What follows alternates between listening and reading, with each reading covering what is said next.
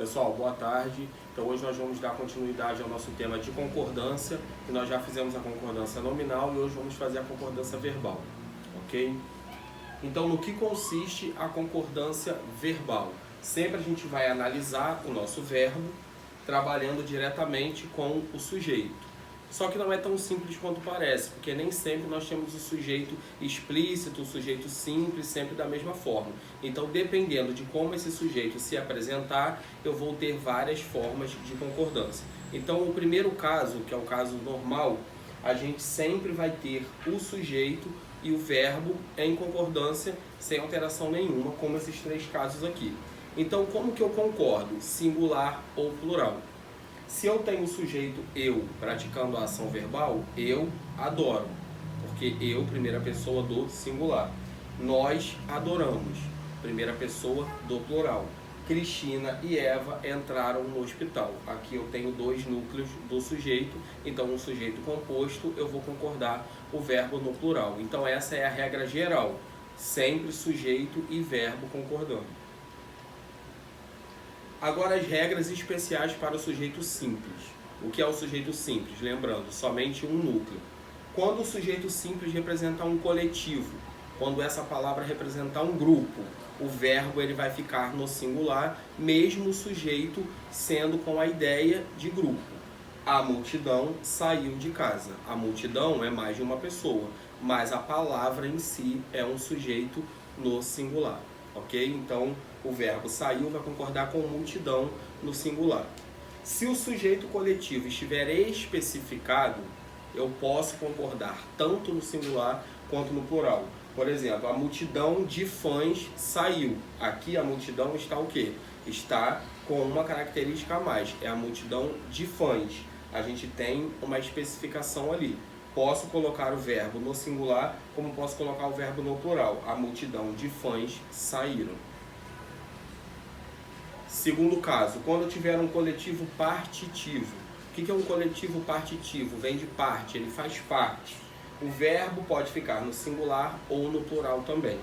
Como o grande número dos presentes se retirou.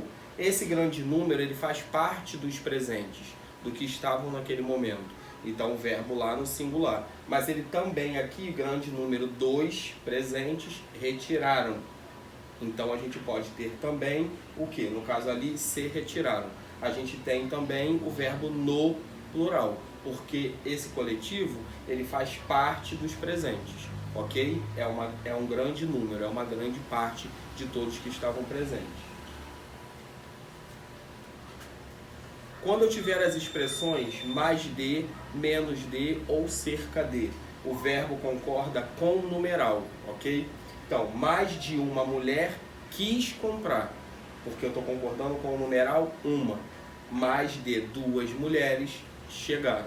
Então, toda vez que eu tiver qualquer uma dessas expressões, eu vou ignorar a expressão e vou concordar com o numeral, ok? Porque essas expressões aproximam de uma quantidade. Os nomes próprios, como que eu faço essa concordância verbal? Vai depender do meu determinante. Como, por exemplo, a palavra Estados Unidos. Eu posso concordar no plural ou no singular. Sempre vou concordar no plural quando eu tiver o artigo na frente. Os Estados Unidos venceram. Se eu falo só Estados Unidos, venceu. Pronome relativo que. Como que eu faço a concordância do sujeito com o verbo quando eu tenho pronome relativo que? O verbo vai concordar com o termo antecedente ao pronome que. Fui eu que levei. Então aqui eu, primeira pessoa do singular, levei. Foi ele que levou. Então ele levou, eu levei. Pronome relativo quem, agora é diferente.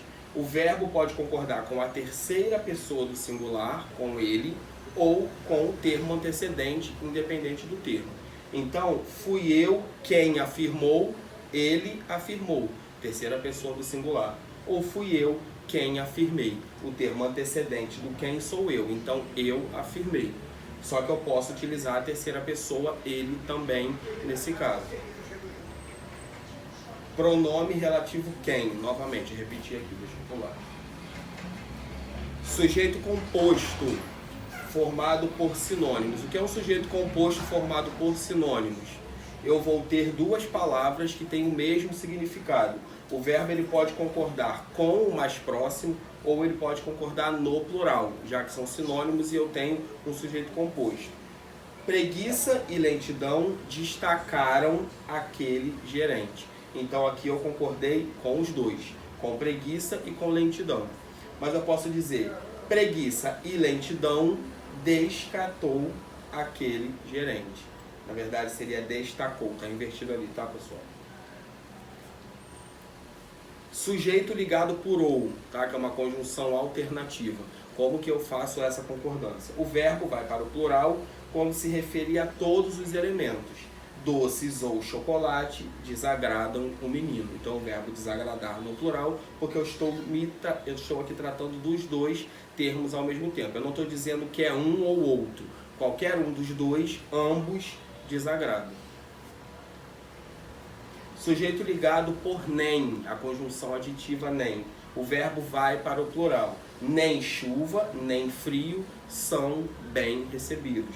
O verbo lá no plural, porque eu estou dizendo que é nem uma coisa e nem outra coisa. Partícula C. Como que acontece aqui a contração do verbo com a partícula C? Nós temos 4 tipos de verbos.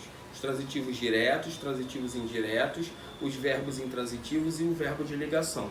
Quando nós temos aqui o sujeito indeterminado, nós temos os verbos transitivos indiretos, os verbos intransitivos e o de ligação. Nesses casos, com a partícula C, o verbo sempre ficará no singular. Precisa-se de pessoas, vive-se muito bem, não se é feliz. Verbo transitivo indireto, verbo intransitivo e verbo de ligação. Agora, se o verbo for verbo transitivo direto, eu tenho um sujeito na voz passiva. Então, o meu verbo vai concordar com o meu objeto que virou o sujeito passivo. Vende-se uma casa, vendem-se casas. Eu posso concordar o verbo no plural. Outros casos aqui que a gente pode analisar também, os casos especiais de concordância. Verbo haver no sentido de existir. É um verbo impessoal. Havia muitos copos na mesa. O verbo sempre vai ficar no singular, mesmo que sejam muitos copos. Haver no sentido de existir. Amélia, Pedro e Ana, ninguém o convenceu. Eu tenho aqui uma palavra que ela faz o quê? Ela resume, é um aposto resumitivo. Eu peguei Amélia, Pedro e Ana, substituí por ninguém. Então a palavra ninguém, assim como nada também, vai fazer o verbo ficar no singular. 3 vezes é muito. Toda vez que eu tiver a indicação de peso, preço ou quantidade, o meu verbo vai ficar também no singular. Então, 3 vezes é muito. Quando eu falo de datas, falo de numerais, hoje são 2 de maio. Se eu não tiver a palavra dia, eu vou concordar com o meu número.